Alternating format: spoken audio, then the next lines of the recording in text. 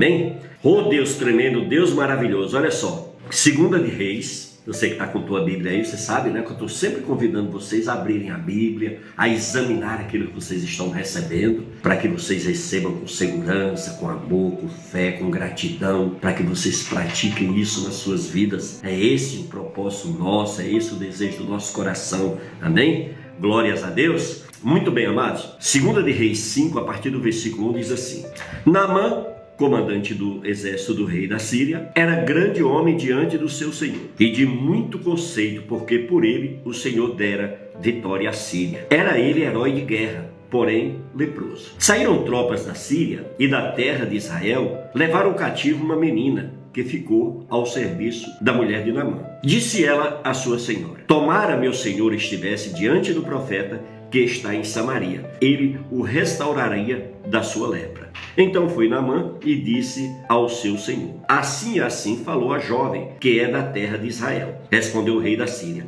Vai ainda e enviarei uma carta ao rei de Israel. Ele partiu e levou consigo 10 talentos de prata, 6.000 ciclos de ouro e 10 vestes festivais. Levou também o rei de Israel a carta que dizia: Logo em chegando a ti esta carta, saberás que eu te enviei Naamã, meu servo, para que o cures da sua lepra. Tendo lido o rei de Israel a carta, rasgou as suas vestes e disse: Acaso sou Deus com poder de tirar a vida ou dá-la? Para que este envie a mim um homem para eu curá-lo de sua lepra? Notai, pois, e vide que procura um pretexto para romper comigo. Ouvindo, porém, Eliseu, homem de Deus, que o rei de Israel rasgara as suas vestes, mandou dizer ao rei: Por que rasgaste as tuas vestes? Deixai-o vir a mim, e saberá que há profeta em Israel. Veio Naamã com os seus cavalos e os seus carros, e parou à porta da casa de Eliseu. Então Eliseu lhe mandou um mensageiro, dizendo: Vai, lava-te 7 vezes no Jordão,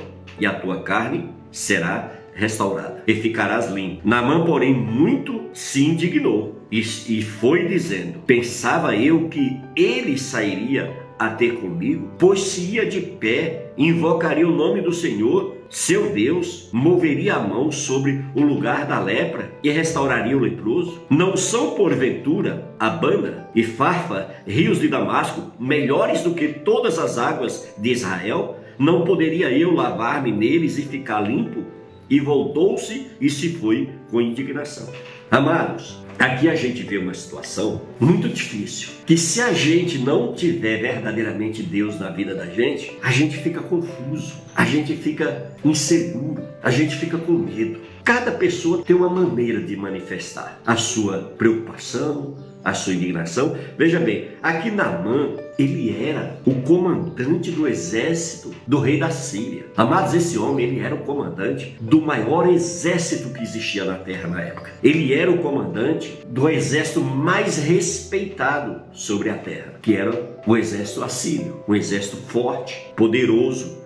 Dificilmente eu não vejo aqui que durante o período que Naamã foi comandante desse rei, ele arder derrota. As pessoas já tinham medo só do nome de Naamã. As pessoas já ficavam preocupadas só pelo nome de Naamã, porque Naamã, ele era um comandante do qual inspirava muito respeito e do qual ele tinha uma liderança muito forte. E então esse homem, ele era muito respeitado. Veja bem, através desse homem, o Senhor deu vitória à Síria.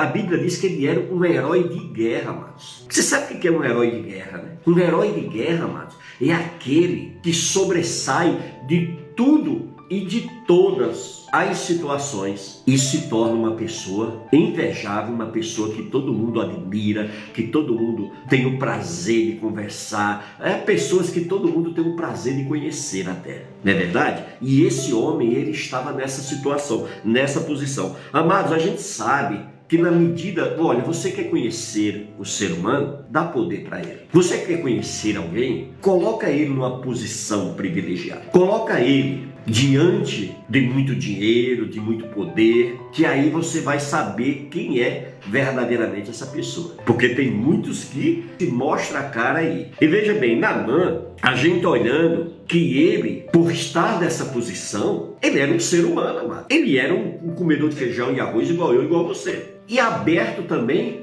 às mesmas fraquezas que eu e você. Por isso que eu e você precisamos nos policiar todo dia, porque a gente é ser humano, amado. E o ser humano, ele é difícil. Olha, o ser humano, só Deus para lidar com ele. E eu creio que Naamã aqui, isso subiu um pouco e o deixou arrogante, e o deixou prepotente, né? E até ele se achava a única bolacha do pacote. Entendeu, queridos? Então aqui Naamã, ele estava nessa posição. E ele então sai com as tropas da Síria e vai até Israel. E ali ele leva uma menina cativa. Ele leva uma menina escrava. Ele leva uma menina como prisioneira, que ficou a serviço da sua família, da sua esposa. Entendeu, queridos? Então, ele leva essa menina. E essa menina vai até a mulher de Naamã. E chega ali, você sabe que geralmente quando você bota uma pessoa para trabalhar na tua casa, ela conhece toda a particularidade praticamente da família, né? Do casal, né? Por isso que geralmente essas pessoas precisam ter muita ética, precisa ter muito respeito, precisa ter muita humildade, tem que ter muita sabedoria para tudo aquilo que ela vê lá naquela casa fica lá. É igual quando você trabalha numa empresa, você tem problema em casa, na hora que você sai de casa, você deixa na tua casa. A empresa não tem nada a ver com teus problemas particulares e pessoais. E também você não pode levar nenhum dos teus problemas do teu trabalho para dentro da tua casa. E a gente tem que ter muita sabedoria, tem que ter muito cuidado para que a gente não esteja cometendo esse erro, porque o diabo muitas vezes usa isso para trazer muito problema. Se não bastasse os que a gente já tem que lidar todo dia, a gente precisa, em nome de Jesus, buscar sabedoria para que a gente não venha de maneira nenhuma quebrar esse princípio. Levar problema do trabalho para dentro de casa ou de dentro de casa para o trabalho. A gente tem que ter um filtro aí, não é verdade? E essa menina, ela residia na casa de Naamã, na família de Naamã. E ela então, nesses entre sais, ela deveria ouvir muita conversa de Naamã com a sua esposa. Ela deveria ouvir muitos comentários, né, sobre a mulher falando a respeito da doença do marido, porque tem mulher que é cuidadosa. Tem mulher que você sai para trabalhar, ela vai lá, te abençoa, ela fica orando por você, você está no trabalho, ela pergunta se você já tomou café, se você já almoçou, como é que tá, se está tudo bem. Ou seja, tem mulheres que são muito especiais. Tem mulheres que se superam, sabe? Tem mulher que faz a diferença, né? Tem mulher que realmente nasceu para fazer a diferença. Ela faz aonde ela está. Olha, se ela trabalha numa empresa, ela faz a diferença. Se ela é uma dona de casa, ela faz a diferença. Tem mulher que é tremenda. Mulher que é sábia. Por isso que a Bíblia diz que a mulher sábia edifica a sua casa, mas a tola destrói com as próprias mãos. E aqui a gente vê que essa menina, ela observou essa situação que estava acontecendo dentro da casa de Naamã, e ali então ela ficou sabendo que seu